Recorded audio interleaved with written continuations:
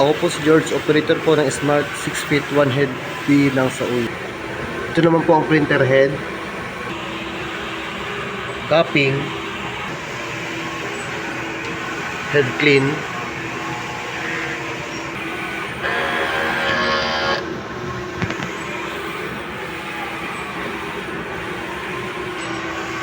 after mag-head clean, punasan ang wiper.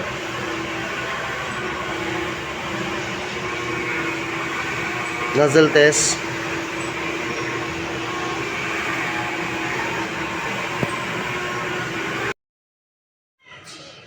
Ito naman po yung ink tank.